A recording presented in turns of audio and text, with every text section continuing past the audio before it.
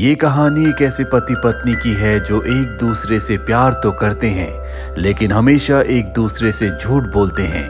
इन दोनों को एक दूसरे के काम के बारे में बिल्कुल कुछ नहीं पता और जब इन्हें एक दूसरे के काम के बारे में पता चलता है तो ये एक दूसरे की जान के दुश्मन बन जाते हैं। Bollywood silver screen presenting mister and Mrs Smith. इस कहानी की शुरुआत में ये दिखाते हैं कि ब्रैड पिट, जिसका नाम इस कहानी में जॉन है, और एंजेलिना जोली का नाम जीन, ये दोनों पति पत्नी हैं और एक मैरिज काउंसलर के सामने बैठे हैं क्योंकि इनकी शादीशुदा जिंदगी में कुछ भी अच्छा नहीं चल रहा। ना इन्हें एग्जैक्टली ये याद है कि इनकी शादी 6 साल पहले हुई थी या 7 साल पहले, और ना इन्हें ये याद है कि आखिरी बार इंटीमेट कब हुए थे। मैरिज काउंसलर उनसे पूछता है कि तुम्हारी पहली मुलाकात कहाँ हुई थी, और इसके बाद ये पूरी कहानी फ्लैशबैक में चली जाती है। जॉन और जेन एक होटल में होते हैं जहां पर पुलिस उन टूरिस्ट को पकड़ रही होती है जो अकेले होते हैं, और ये दोनों भी अकेले होते हैं। और पुलिस से बचने के लिए ये दोनों सिक्योरिटी को यानी कि पुलिस को ये बोल देते हैं कि हम दोनों साथ हैं, और इस तरह से इन दोनों की दोस्ती हो जाती है और जल्दी दोस्ती प्यार में बदल जाती है। जॉन जेन को यह बताता है कि वो कंस्ट्रक्शन लाइन में एक कॉन्ट्रैक्टर है और जेन बताती है कि मैं आईटी प्रोफेशनल हूं, और 6 हफ्तों की मुलाकात के बाद इन दोनों की शादी हो जाती है। लेकिन धीरे धीरे प्यार मनमुटाव में बदल जाता है और एक रात को जेन को एक कॉल आता है और वो तैयार होकर कहीं जा रही होती है। तभी जॉन उससे पूछता है कि तुम कहां जा रही हो। वो बोलती है कि एक सर्वर खराब हो गया, मुझे उसे रिपेयर करने के लिए जाना होगा। लेकिन वो एक होटल में पहुंचती है और वो वहां पर एक कॉल गर्ल बन के पहुंचती है। वहां पर एक आदमी होता है, उसे मारकर वहां से निकल जाती है और यहां पर यह पता चलता है कि वो जॉन से झूठ बोलकर यहां पर आई थी। वहीं दूसरी ओर ये दिखाते हैं कि जॉन भी एक क्लब में पहुंचता है और वो 3 लोगों के साथ पोकर खेलना शुरू कर देता है, और जब उनका चौथा साथी आता है तो वो उन चारों को मारकर वहां से निकल जाता है। दरअसल वो उनके चौथे साथी का इंतजार कर रहा था क्योंकि उन चारों को वो एक साथ मारना चाहता था। और यहां पर यह पता चलता है कि जॉन और जेन दोनों एक दूसरे से झूठ बोलते हैं। अब एक रात को जब जॉन और जेन लेटे होते हैं तो उसको किसी का कॉल आता है, और जब जेन जॉन से पूछती है कि किसका कॉल था, जॉन बोलता है कि एटलांटा के ऑफिस से कॉल था, वहां पर डैम में कुछ प्रॉब्लम आ गई है और उसे कुछ दिन के लिए वहां जाना होगा। अगले दिन ये दिखाते कि जॉन एक ऑफिस में जाता है और वहां पर ऑनलाइन एक लेडी से बात करता है। वो लेडी उसे कहती है कि DIA जो कि एक एजेंसी है, उसके पास एक आदमी है जो कि हमारी एजेंसी के लिए खतरा है, और DIA उस आदमी को दूसरी एजेंसी को सौंप रही है और तुम्हें किसी भी हालत में उस आदमी को दूसरी एजेंसी तक नहीं पहुंचने देना। वहीं दूसरी ओर ये दिखाते कि जेन भी एक एजेंसी के लिए काम करती है और उसे भी यही मिशन दिया जाता है कि उस आदमी को दूसरी एजेंसी तक नहीं पहुंचने देना। यानी कि ये दोनों सीक्रेट एजेंसीज के लिए काम करते हैं और इन दोनों को एक ही काम दिया गया है कि उस आदमी को दूसरी एजेंसी तक नहीं पहुंचने देना। अगले दिन जेन उस स्पॉट पर पहले पहुंच जाती है और वो चारों तरफ बारूद बिछा देती है। तभी वो देखती कि जॉन भी वहां पहुंच जाता है, लेकिन दूरी होने की वजह से वो उसे पहचान नहीं पाती।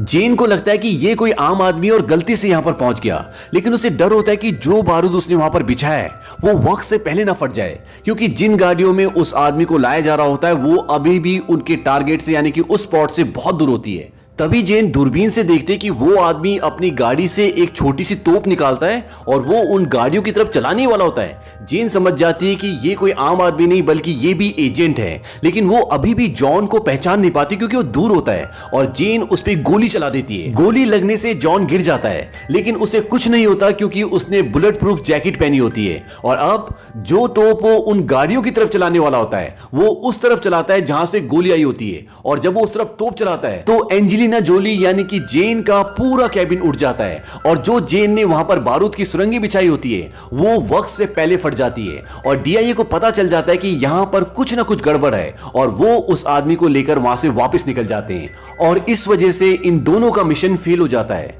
अब जब अगले दिन जेन ऑफिस जाती है तो उसका बॉस बोलता है कि तुम्हें उस आदमी को मारना होगा जो वहां पर था, तुम्हारे पास 48 घंटे हैं, उस आदमी को ढूंढो और मार दो, क्योंकि हम नहीं चाहते कि हमारी एजेंसी के बारे में किसी को भी पता चले और किसी को यह पता चले कि तुम हमारे लिए काम करती हो। जेन बोलती है ठीक है। वहीं दूसरी ओर ये दिखाते हैं कि जॉन को भी उस स्पॉट से एक टूटा हुआ लैपटॉप मिलता है जो कि जेन का होता है, और जब वो उस लैपटॉप की जांच करवाता है तो उसमें एक ऑफिस का एड्रेस मिलता है, और जब जॉन उस एड्रेस पर पहुंचता है तो उसे पता चलता है कि ये जेन का ऑफिस है, और वो कहीं ना कहीं समझ जाता है कि जेन कोई सॉफ्टवेयर इंजीनियर नहीं बल्कि एक एजेंट है। वहीं दूसरी ओर जेन को भी एक वीडियो फुटेज मिलता है जिसको देखने के बाद वो समझ जाती है कि जॉन है, लेकिन उसमें उसका फेस नहीं दिख रहा होता, तो उसे भी शक होता है। अब ये दोनों रात को डिनर पे मिलते हैं और जेन जब रात को जॉन को ड्रिंक देती है तो उसे लगता है कि इसमें जहर है और वो उसे गमले में डाल देता है और ये बात जेन को पता चल जाती है। और ऐसी कई चीजें होती है उस डिनर के दौरान। और जब जॉन जेन को ड्रिंक देता है तो जानबूझ के बॉटल को गिरा देता है, लेकिन जेन उस बॉटल को पकड़ लेती है और फिर वो भी जानबूझ के उस बॉटल को गिरा देती है और वो बोलती है कि मैं इसे साफ करने के लिए कपड़ा लेके आती हूँ। और दोनों अपने अपने कमरे में भागते हैं और अब इन दोनों को यकीन हो चुका है कि हम दोनों एजेंट्स हैं और अलग अलग एजेंसीज के लिए काम करते हैं। और जॉन अपनी गन निकाल लेता है। वो जेन को ढूंढ रहा होता है कि तभी उसे गाड़ी की आवाज आती है और वो समझ जाता है कि जेन गाड़ी लेकर भाग गई है। वो उसका पीछा करता है और एक पॉइंट ऐसा आता है जब जॉन से गलती से गोली चल जाती है और गोली गाड़ी के शीशे पे लगती है। जेन को लगता है कि इसने मुझे मारने की कोशिश की है। जॉन उसकी गाड़ी के आगे खड़ा हो जाता है, उसे रोकने की कोशिश करता है पर जेन गाड़ी नहीं रोकती। लेकिन जॉन जेन की चलती गाड़ी में चढ़ जाता है और बोलता है कि हमें बात करनी चाहिए। लेकिन तभी जेन चलती गाड़ी से कूद जाती है और जॉन चलती गाड़ी में आगे निकल जाता है, यानी कि गाड़ी का एक्सीडेंट हो जाता है। और ये दोनों ही सदमे में कि इनकी शादी को 6 साल हो चुके हैं और इन दोनों को एक दूसरे के काम के बारे में आज पता चला है कि ये दोनों एजेंट्स हैं। अब ये दोनों अपने अपने दोस्तों के घर में रात को सोते हैं। सुबह जेन अपने घर में वापस आती है और वो जॉन का सारा सामान लेकर चली जाती है। और जब जॉन को यह पता चलता है कि उसका सारा सामान जेन लेकर चली गई है तो वो उसके ऑफिस में पहुंच जाता है। लेकिन वो सीधे रास्ते से नहीं जा रहा होता क्योंकि उसे पता है कि वो सीधे रास्ते से वहां तक पहुंच नहीं सकता। और जब जेन और उसकी टीम को यह पता चलता है कि जॉन यहां पर आने वाला है तो उनके सिस्टम में उनका जितना भी डेटा होता है वो सब को डिलीट करके वहां से भाग जाती है। लेकिन जैसी जेन वहां से भागने वाली होती है जॉन वहां पे आ जाता है और वो उसे गन पॉइंट पे ले लेता है। लेकिन जेन फिर भी नहीं रुकती, वो रस्सी के थ्रू वहां से निकल जाती है। जॉन चाहता तो उसको मार सकता था लेकिन वो उसे नहीं मारता। और जब जेन बिल्डिंग के दूसरी तरफ पहुंच जाती है तो जॉन बोलता है कि तुम डरपोक हो और इसके बाद वो दोनों वहां से निकल जाते हैं। जॉन को जेन के ऑफिस से जो डॉक्यूमेंट्स मिलते हैं उससे उसे पता चल जाता है कि जेन किस ऑर्गेनाइजेशन के लिए काम करती है और वो वहां पर पहुंच जाता है और जेन को पता चल जाता है। और जब जॉन लिफ्ट में होता है वो उसे बोलते हैं कि तुम शहर छोड़कर चले जाओ नहीं तो मैं लिफ्ट को उड़ा दूंगी। लिफ्ट बहुत ऊपर होती है। जॉन बोलता है कि मैं नहीं जाऊंगा। जेन बोलती है कि मैं 5 गिनती गिनूंगी, अगर तुमने 5 गिनती के अंदर मेरे सवाल का सही जवाब नहीं दिया तो मैं लिफ्ट को उड़ा दूंगी। वो 5 4 बोलती है। उसके बाद वो उससे बातें करने लगती है और तभी वो बोलती है कि अलविदा। और उनमें से उनकी एक साथी होती है, वो लिफ्ट को उड़ा देती है। हालांकि उसने रिवर्स काउंटिंग पूरी नहीं की, लेकिन जब जेन अलविदा बोलती है तो उसकी एक साथी को यह लगता है कि यह सिग्नल है लिफ्ट को उड़ाने का और वो लिफ्ट को उड़ा देती है और लिफ्ट बहुत जोर से नीचे आके गिरती है और एक धमाका होता है। जेन बोलती है कि तुमने क्या किया? वो कहती है कि तुमने कहा अलविदा और जेन भागती हुई उस तरफ जाती है जहां पे लिफ्ट गिरी होती है। और ये दिखाते हैं कि शाम को जेन एक रेस्टोरेंट में बैठी हुई है और ये वही रेस्टोरेंट है जहां पर जॉन ने जेन को शादी के लिए प्रपोज किया था। और वो वाइन पी रही होती है और उसकी आंखों में आंसू होते हैं। उसका वाइन का गिलास लगभग खाली हो चुका होता है।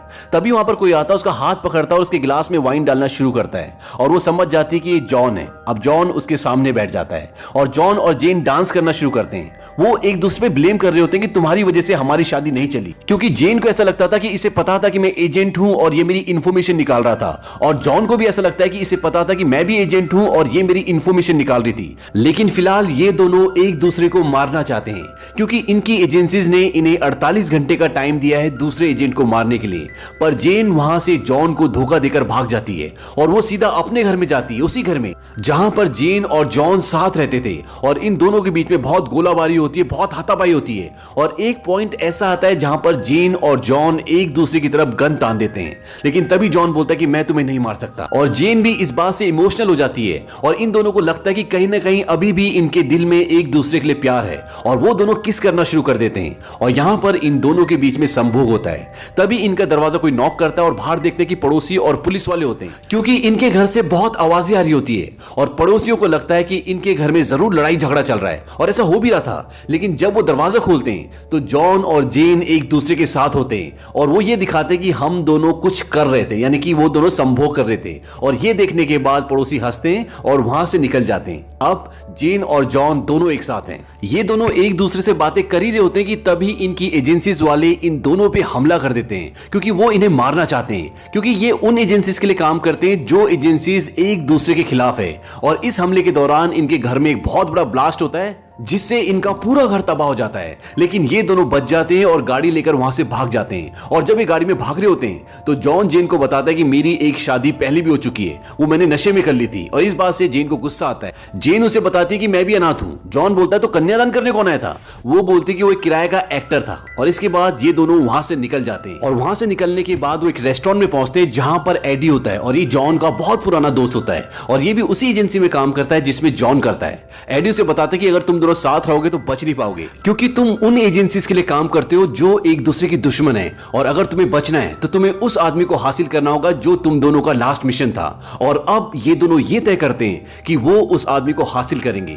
वो आदमी एक बिल्डिंग में होता है और जेन और जॉन दोनों मिलकर उस आदमी को पकड़कर किडनैप कर अपने पास ले आते हैं। वो उस आदमी से पूछते कि बताओ हमारी कंपनी तुम्हें क्यों मारना चाहती थी। पहले तो कुछ नहीं बताता, लेकिन जब वो उसे डराते हैं तो वो सब कुछ सच सच बता देता है। वो बोलता है कि तुम्हारी कंपनीज मुझे नहीं तुम्हें मारना चाहती थी। उन्हें पता चल गया था कि तुम दोनों शादीशुदा हो और एक ही छत के नीचे रहते हो और तुम्हारी कंपनीज के लिए ये बहुत बड़ा खतरा था। इसीलिए जो तुम्हारा लास्ट मिशन था वो मुझे मारने के लिए नहीं था बल्कि तुम्हें मारने के लिए था। वो चाहते थे कि तुम दोनों एक दूसरे को मार दो। इसके बाद जॉन उसकी बेल्ट चेक करता है और उसकी बेल्ट में एक इलेक्ट्रॉनिक ट्रांसमीटर होता है, यानी कि उन एजेंसीज को अब पता है कि जेन और जॉन कहां हैं। तभी वहां पर एजेंसी वाले आ जाते हैं और जॉन और जेन वहां से भागकर सामने एक स्टोर होता है वहां चले जाते हैं और वहां पर बहुत सारे हथियार होते हैं और वो दोनों हथियार से लैस हो जाते हैं। तभी उनकी एजेंसीज के लोग उस स्टोर के अंदर आ जाते हैं जो उन्हें मारना चाहते हैं। उन दोनों के बीच में बहुत लड़ाई झगड़ा होता है, बहुत फायरिंग होती है और जेन और जॉन उन सबको मार देते हैं। इसके बाद कहानी वहीं पर आती है जहां से शुरू हुई थी। ये दोनों के दोनों मैरिज काउंसलर के सामने बैठे हुए हैं और इन दोनों ने एक दूसरे से जितने भी झूठ बोले थे वो इन दोनों ने एक दूसरे को बता दिए और इनकी जो शादीशुदा जिंदगी है वो अच्छी चल रही है। इन्होंने अपना घर भी बना लिया है। और जब फिल्म शुरू हुई थी तो उनसे पूछा गया था कि तुम्हारे बीच में आखिरी संभोग कब हुआ था, तो उन्हें वो याद भी नहीं था। लेकिन अब जॉन अपने संभोग को 10 में से 10 नंबर देता है, यानी कि इन दोनों की जिंदगी बहुत अच्छी चल रही है और इन दोनों के बीच में बहुत प्यार है। और इसी के साथ ये फिल्म खत्म हो जाती है। इस फिल्म की एक और एंडिंग है, उसमें ये दिखाते हैं कि ये दोनों अब रोम चले गए हैं और इनका एक बच्चा भी है जो इन्हीं की तरह स्किलफुल है, यानी कि उसके अंदर भी वो सारी खूबियां हैं जो इन दोनों के अंदर हैं। आपको ये कहानी कैसी लगी कमेंट बॉक्स में जरूर लिखें। उम्मीद करते हैं कि ये कहानी आपको पसंद आई होगी।